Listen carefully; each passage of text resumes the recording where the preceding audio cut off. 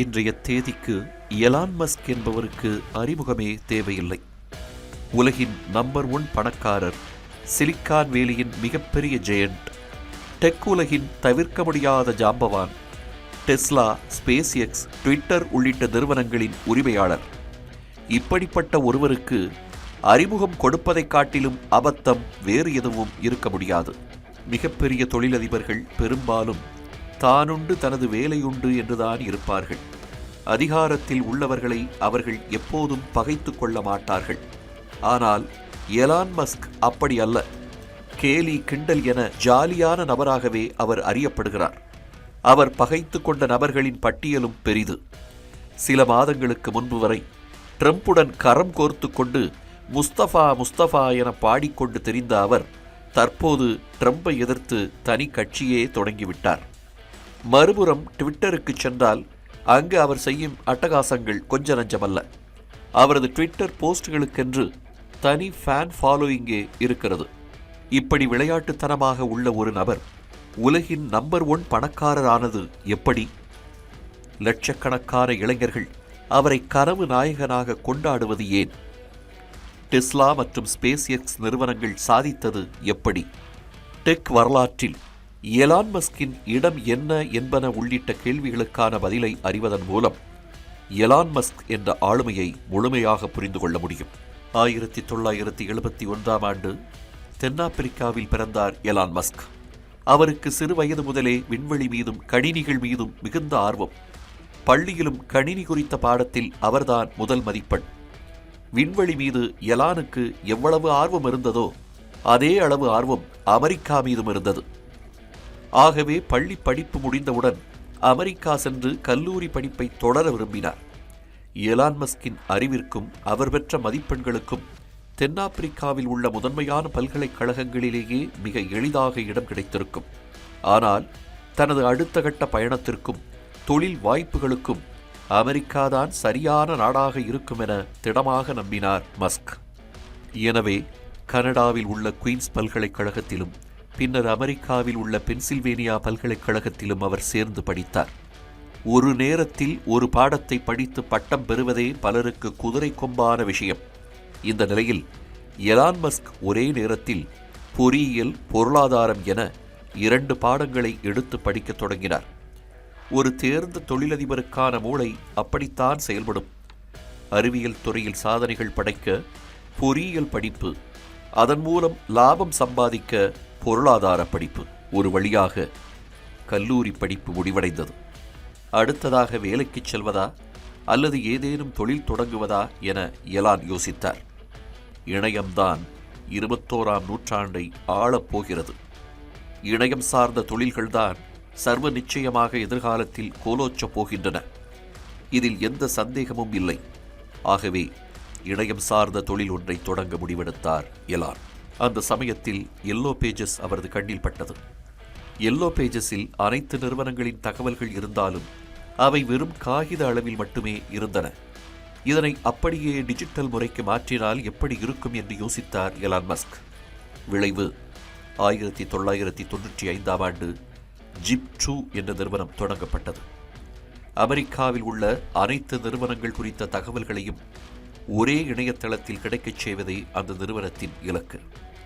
அந்த இணையதளத்தில் உள்ள நிறுவனங்களுக்கு செல்ல GPS வழிகாட்டி சேவையையும் எலான் மஸ்க் வழங்கினார்.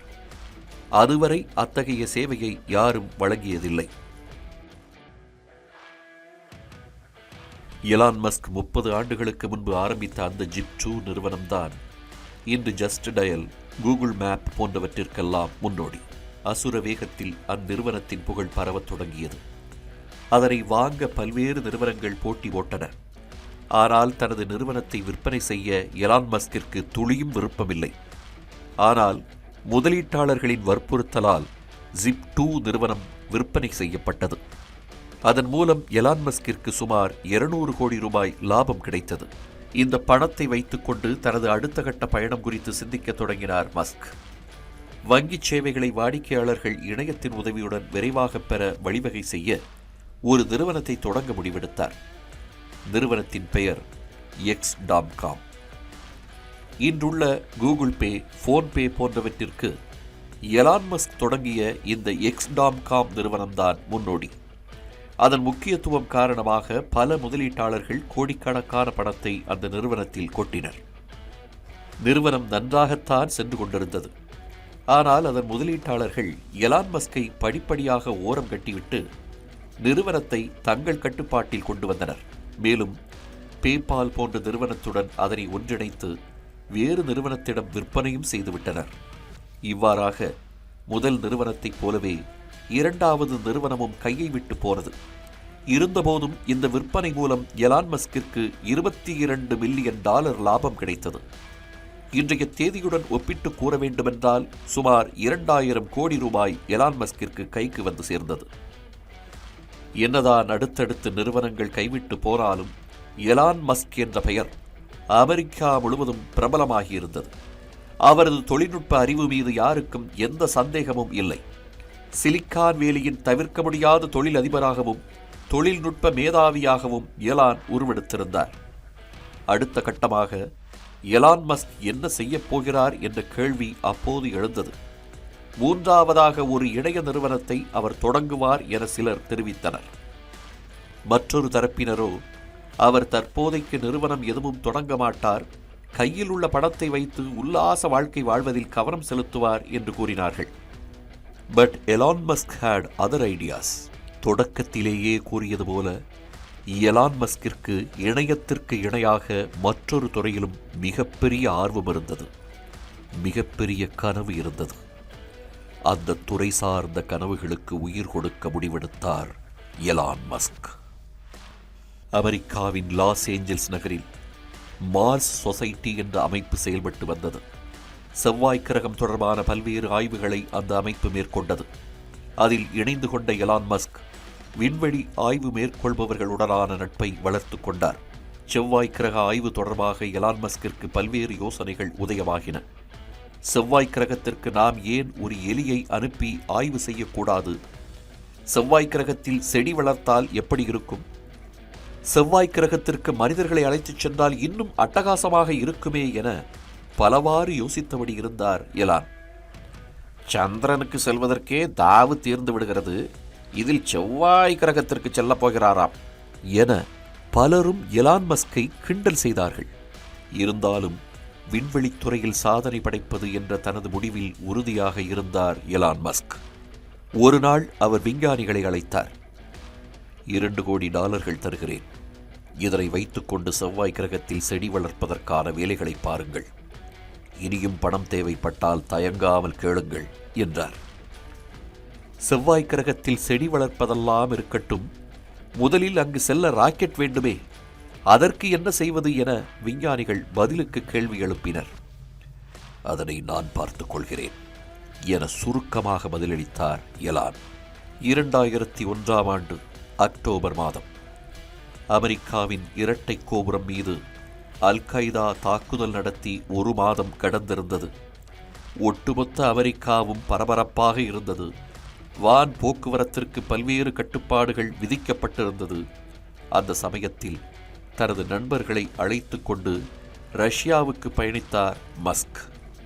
சோவியத் யூனியனாக ரஷ்யா இருந்தபோது அந்நாடு தயாரித்த ஆயிரக்கணக்கான ராக்கெட்டுகள் பயன்படுத்தப்படாமல் வெறுமனே வைக்கப்பட்டிருந்தன. அவற்றை எப்படியாவது அடித்து பேசி குறைவான விலைக்கு வாங்க வேண்டும். பின்னர் அவற்றை கொஞ்சம் பட்டி டிங்கரிங் பார்த்து சரி செய்ய வேண்டும்.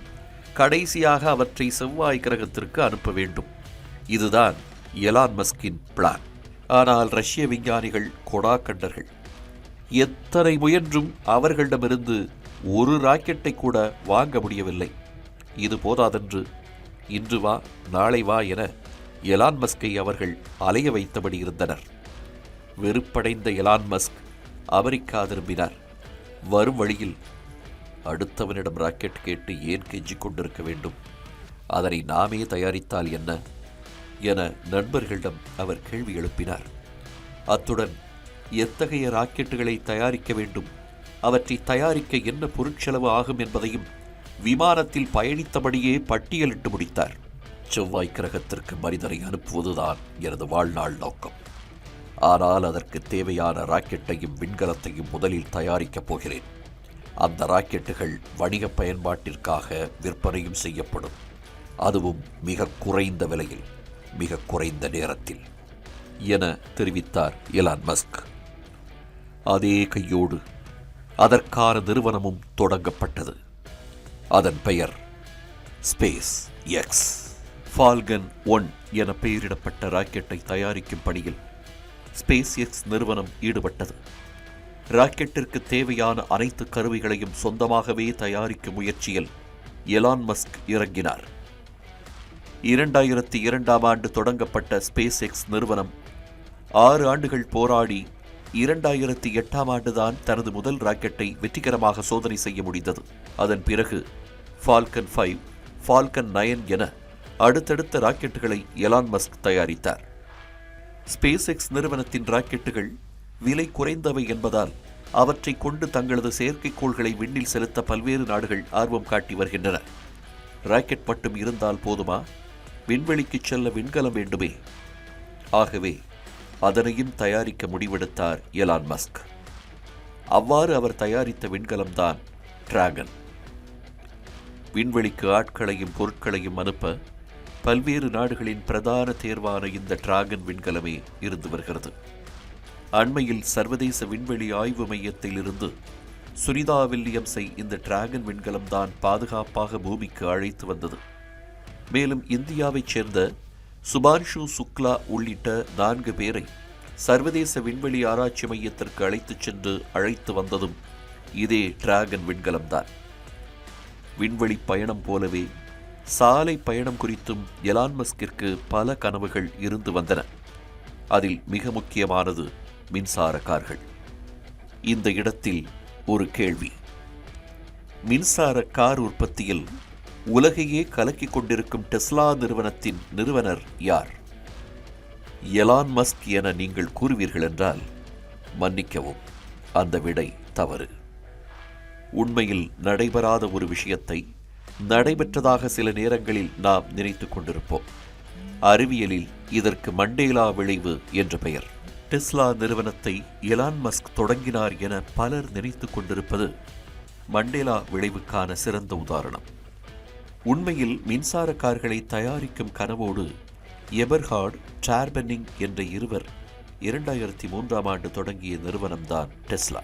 ஆனால் மின்சார கார்கள் தயாரிக்க வேண்டும் என கனவும் அதற்கான திட்டமும் மட்டும்தான் அவர்களிடமிருந்தது.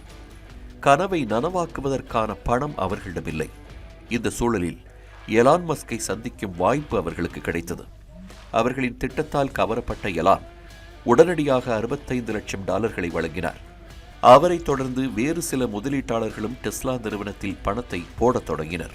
டெஸ்லாவின் நிறுவனரான எபர்ஹார்டுக்கும் அதன் முதலீட்டாளரான எலான் மஸ்கிற்கும் ஆரம்ப முதலே கருத்து மோதல்கள் ஏற்படத் தொடங்கின.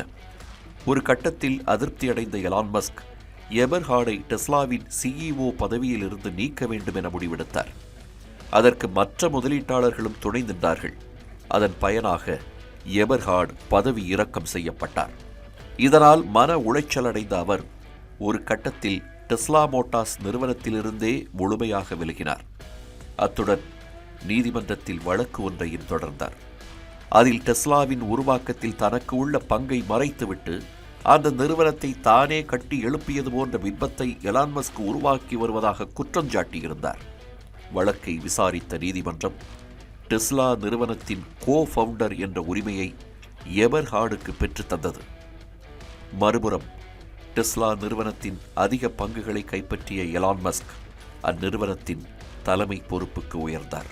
மின்சார கார்களில் அடுத்தடுத்து அவர் பல புதுமைகளை புகுத்திக் கொண்டே இருந்தார். ஏதோ நாமும் மின்சார கார் தயாரித்தோம், அதை விற்று காசு பார்த்தோம் என்று எலான் மஸ்கால் இருக்க முடியவில்லை. மிகுந்த செயல்திறன் கொண்ட பேட்டரிகள், மிக ஸ்டைலிஷான வடிவமைப்பு, அலுமினிய பாடி, டச் ஸ்கிரீன் என பல அம்சங்களை டெஸ்லா கார்களில் கொண்டு வந்தார். இத்தனைக்கும் அந்த சமயத்தில் டச் ஸ்கிரீன்கள் அவ்வளவு பிரபலமாகி இருக்கவில்லை. ஆனானப்பட்ட ஆப்பிள் நிறுவனமே அப்போது ஐபேட் சாதனத்தை சந்தைக்கு கொண்டு வந்திருக்கவில்லை. இத்தகைய பல புதுமைகளை கொண்டிருந்ததால் ரோட்ஸ்டர் தொடங்கி சைபர் ட்ரக் வரையிலான டெஸ்லாவின் அனைத்து கார்களையும் வாங்க வாடிக்கையாளர்கள் முண்டியடிக்கத் தொடங்கினர். ஒரு பக்கம் ஸ்பேஸ் எக்ஸ் விண்ணில் ஆதிக்கம் செலுத்திக் கொண்டிருக்க, மறுபுறம் டெஸ்லா கார்கள் சாலைகளில் சீறி பாய்ந்தபடி இருந்தன. டெஸ்லா வரலாற்றிலும் ஸ்பேஸ் எக்ஸ் வரலாற்றிலும் ஒரு சுவாரஸ்யமான சம்பவம் அப்போது நிகழ்ந்தேறியது. 2018ஆம் ஆண்டு பிப்ரவரி 6ஆம் தேதி அமெரிக்காவின் புளோரிடா மாகாணத்தில் உள்ள அந்த ஏவுதளத்தின் முன்பு ஆயிரக்கணக்கான மக்கள் திரண்டபடி இருந்தார்கள். தொலைக்காட்சிகளில் லட்சக்கணக்கான மக்கள் அந்த ஏவுதளத்தை உன்னிப்பாக கவனித்தபடி இருந்தனர். இன்னும் சில நிமிடங்களில் விண்ணில் பாய தயாராக இருந்தது ஸ்பேஸ் எக்ஸ் நிறுவனத்தின் ஃபால்கன் ஹெவி என்ற ராக்கெட். ஒரு ராக்கெட் ஏவப்படுவதை காணவா லட்சக்கணக்கான மக்கள் காத்திருக்கிறார்கள்? இல்லை, அந்த ராக்கெட்டில் கொண்டு செல்லப்படும் பொருள்தான் இத்தனை மக்களை புளோரிடா நோக்கி படையெடுக்க வைத்தது. விண்வெளிக்கு மனிதர்கள் சென்றிருக்கிறார்கள், பல்வேறு பொருட்கள் கொண்டு செல்லப்பட்டுள்ளன. இத்தனையே லைக்கா என்ற நாய் கூட விண்வெளிக்கு சென்று விட்டது. ஆனால் கார்கள் விண்வெளிக்கு சென்றதாக அதுவரை வரலாறு இல்லை. அந்த வரலாற்றை மாற்றி அமைக்க முடிவெடுத்தார் எலான் மஸ்க். அதன்படி ஸ்பேஸ் எக்ஸ் நிறுவனம் தயாரித்த ராக்கெட்டில் டெஸ்லா நிறுவனம் தயாரித்த காரை வைத்து விண்வெளிக்கு அனுப்ப அவர் திட்டமிட்டார். அதன்படி ரோட்ஸ்டர் ரக காரில் ஸ்டார்மேன் என பெயரிடப்பட்ட இயந்திர மனிதனை அமர வைத்து அவர் விண்ணுக்கு அனுப்பினார். இன்றும் கூட அந்த டெஸ்லா கார் விண்ணில் வலம் வந்தபடி இருக்கிறது. 557 நாட்களுக்கு ஒருமுறை சூரியனை சுற்றி வந்தபடியும் உள்ளது. அந்த கார் தற்போது விண்ணில் என்ன செய்து கொண்டிருக்கிறது என்பதை whereisroadster.com என்ற இணையதளத்தில் நாம் காண முடியும். எலான் மஸ்க் என்றவுடன் நினைவுக்கு வருபவை குறித்து ஒரு பட்டியல் போட்டால் அதில் டெஸ்லா, ஸ்பேஸ் எக்ஸுக்கு அடுத்ததாக ட்விட்டர் என்ற வார்த்தை கட்டாயம் இடம்பெறும். அந்த அளவுக்கு ட்விட்டரில் அவர் செய்யும் அட்டகாசங்கள் அதிகம்.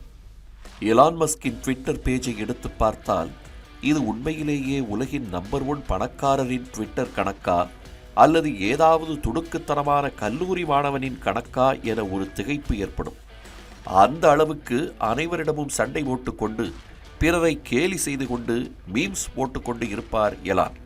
அதுவும் ட்விட்டரில் அவர் சண்டை போடுவது எல்லாம் குப்பனிடமோ சுப்பனிடமோ அல்ல. வம்பிழுப்பது என்றால் நேரடியாக அமெரிக்க அதிபரிடம்தான் அவர் வம்பிழுப்பார். 2020ஆம் ஆண்டு மே 1ஆம் தேதி ட்விட்டரில் எலான் மஸ்க் ஒரு போஸ்டர் போட்டார். டெஸ்லா நிறுவன பங்குகளின் விலை அதிகமாக இருப்பதாக தோன்றவில்லையா என கேட்டு. அவ்வளவுதான். டெஸ்லா நிறுவன பங்குகளின் மதிப்பு ஒரே அடியாக 10% சரிந்துவிட்டது. சுமார் 1,00,000 கோடி ரூபாய் காலி. அந்த அளவுக்கு ட்விட்டர் பதிவுகள் மூலம் தனது சொந்த நிறுவனங்களையே அவர் கதிகலங்க வைத்திருக்கிறார். இந்த ட்விட்டர் நிறுவனத்தை எலான் மஸ்க் வாங்கியது இன்னும் சுவாரஸ்யமான கதை. ட்விட்டர் நிறுவனத்தை எலான் மஸ்க் வாங்கப் போவதாக 2017ஆம் ஆண்டு யாரோ ஒருவர் கிளப்பிவிட்டார். அந்த பதிவை எலான் மஸ்க் சாதாரணமாக கடந்து சென்றிருக்கலாம். அதை விட்டுவிட்டு ட்விட்டரின் விலை என்ன என்று கிண்டலாக கேள்வி எழுப்பினார். அந்த புள்ளியில் தொடங்குகிறது எலான் மஸ்க் ட்விட்டரை வாங்கிய கதை. ட்விட்டர் மீது தொடர்ச்சியாக பல்வேறு குற்றச்சாட்டுகளை முன்வைத்து வந்த அவர் கருத்து சுதந்திரம், மக்களாட்சி உள்ளிட்டவற்றிற்கு ட்விட்டர் எதிராக இருப்பதாக கூறினார். இது தொடர்பாக கருத்து கணிப்புகளையும் நடத்தினார். கடைசியில் ட்விட்டர் நிறுவனத்தை வாங்க முடிவெடுத்தார். அதற்காக அவர் வழங்கிய தொகை இன்றைய மதிப்பில் 3,80,000 கோடி ரூபாய்.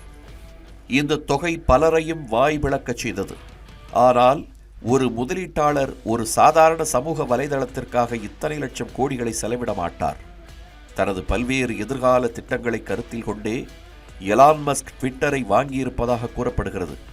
ட்விட்டரை வாங்கிய கையோடு அதன் பெயரை எக்ஸ் என மாற்றம் செய்தார். அதன் இணைய முகவரியை x.com என மாற்றினார். இந்த பெயரை எங்காவது கேட்டதாக நினைவு வருகிறதா?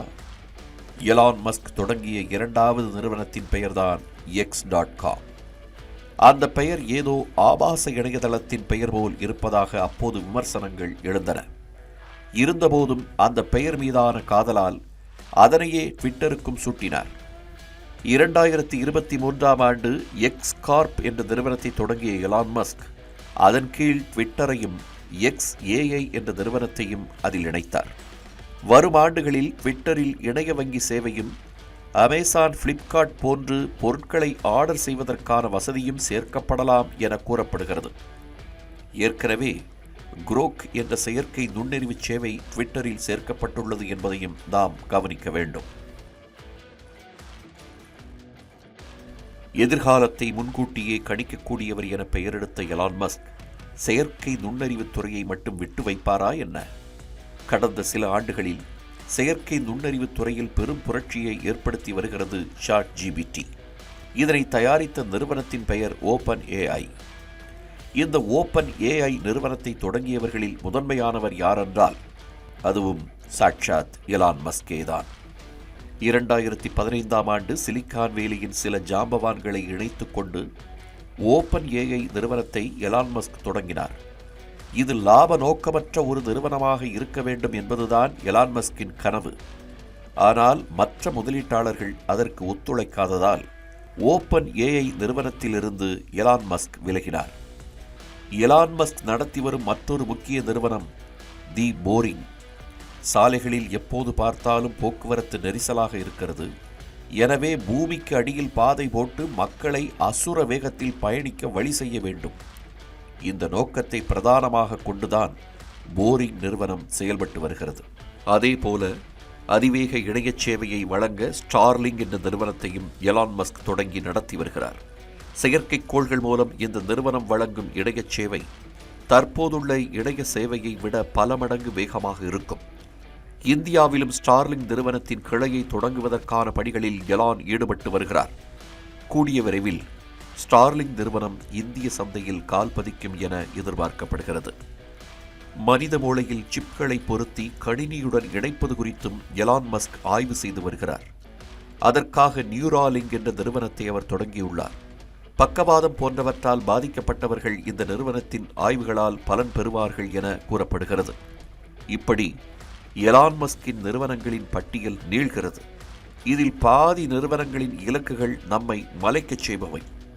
ஆனால் இவைதான் எதிர்காலத்தில் கோலோச்சும் என திடமாக நம்பும் எலான் மஸ்க் அந்த நிறுவனங்களில் கோடிகளை கொட்டி வருகிறார். அவர் தொடங்கிய space X, Tesla, open AI ஆகியவை இன்றைய உலகில் பெரும் ஆதிக்கம் செலுத்தி வருகின்றன. போரிங், நியூராலிங்க், ஸ்டார்லிங் போன்றவை நாளை உலகை மாற்றியமைக்க காத்து கொண்டிருக்கின்றன. இத்தனை வேலைகளுக்கும் மத்தியிலும் அரசியலிலும் எலான் மஸ்க் ஆர்வம் காட்டி வருகிறார். கடந்த ஆண்டு நடைபெற்ற அமெரிக்க அதிபர் தேர்தலில் ட்ரம்புக்கு வலதுகரமாக செயல்பட்ட அவர் ட்ரம்ப் வெற்றி பெற கோடிக்கணக்கான டாலர்களை நிதியாக வழங்கினார். ட்ரம்ப் வெற்றி பெற்ற பிறகு அமெரிக்க அரசின் நிதித்துறை சார்ந்த பணிகளையும் அவர் கவனித்து வந்தார். இதனால் ட்ரம்புக்கு இணையாக எலான் மஸ்கின் பெயரும் தவறாமல் அன்றாட செய்திகளில் இடம்பெற்று வந்தது. மணிரத்னம் இயக்கிய குரு படத்தில் ஒரு வசனம் வரும், நான் நல்லா வேலை செய்கிறேன்னு அவனே சொல்கிறான், அப்புறம் எதுக்கு நான் அவனுக்கு கீழே வேலை செய்யணும் என்று. இந்த வசனத்தை நினைவூட்டும் வகையில் திடீரென ட்ரம்பிடமிருந்து விலகிய எலான் தற்போது புது கட்சியையே தொடங்கிவிட்டார். பெயர் அமெரிக்க கட்சி. ஆனால் அமெரிக்காவில் மூன்றாவது கட்சி ஆட்சியை பிடித்ததாக வரலாறே இல்லை என்று அரசியல் வல்லுநர்கள் அடித்துக் கூறுகின்றனர். அப்படி பார்த்தால் அமெரிக்காவில் 1925ஆம் ஆண்டு தொடங்கப்பட்ட கிரைஸ்லர் நிறுவனத்திற்கு பிறகு எந்த கார் நிறுவனமும் சாதித்ததாகவும் வரலாறு இல்லை. தனியார் நிறுவனத்தின் விண்கலன் சர்வதேச விண்வெளி ஆய்வு மையத்திற்கு சென்றதாகவும் வரலாறு இல்லை. விண்வெளிக்கு கார் சென்றதாக கூட வரலாறு இல்லை. ஆனால் இந்த அனைத்து வரலாறுகளையும் எலான் மஸ்க் மாற்றி அமைத்தார். அதுபோலவே அமெரிக்க அரசியலிலும் அவர் மாற்றம் கொண்டு வருவார் என அவரது ஆதரவாளர்கள் நம்பிக்கை தெரிவிக்கின்றனர். சிறு வயது முதலே நம் அனைவருக்கும் ஒரு பாடம் சொல்லித்தரப்பட்டிருக்கிறது. ஒரு துறையில் சாதிக்க வேண்டுமென்றால் அந்த துறையிலேயே கண்ணும் கருத்துமாக இருக்க வேண்டும். அந்த ஒரு துறையிலேயே நமது அனைத்து உழைப்பையும் போட வேண்டும். சிந்தனைகளை சிதறவிடக்கூடாது என்பதுதான் அது. ஆனால் இந்த அட்வைஸ் எல்லாம் எலான் மஸ்க் போன்றவர்களுக்கு பொருந்தவே பொருந்தாது. எவையெல்லாம் சாத்தியமல்ல என்று கூறப்படுகிறதோ அவற்றையெல்லாம் சாத்தியப்படுத்த வரிந்து கட்டிக்கொண்டு எலான் மஸ்க் போன்றவர்கள் கிளம்பி விடுவார்கள். இதனால்தான் எலான் மஸ்கை லட்சக்கணக்கான இளைஞர்கள் ஆதர்ஷ நாயகனாக கொண்டாடி வருகிறார்கள். எதிர்காலம் குறித்த அவரது கனவும் தொலைநோக்கு பார்வையும் லட்சக்கணக்கான இளைஞர்களை கவர்ந்து வருகிறது. மற்றொரு தரப்பினருக்கோ எலான் மஸ்க் ஒரு சர்வாதிகாரி, ஈவு இரக்கமில்லாமல் தனது நிறுவன ஊழியர்களை புழிந்து எடுப்பவர், லாபம் கிடைக்க வேண்டுமென்றால் அதற்காக எதையும் செய்ய தயங்காதவர், தனது நிறுவனங்களின் வளர்ச்சிக்காக சட்ட விதிகளை கிழித்து காற்றில் பறக்க விடுபவர். இது தொடர்பாக அவர் மீது பல வழக்குகளும் உள்ளன. அப்படியென்றால் இந்த இடத்தில் ஒரு கேள்வி தொக்கி நிற்கிறது. எலான் மஸ்க் என்பவர் யார்? ஹீரோவா, வில்லனா? இதற்கு அவரது ஆதரவாளர்கள் சொல்லும் பதில், எலான் இன்றைக்கும் என்றைக்கும் ஹீரோதான், அதுவும் சூப்பர் ஹீரோ.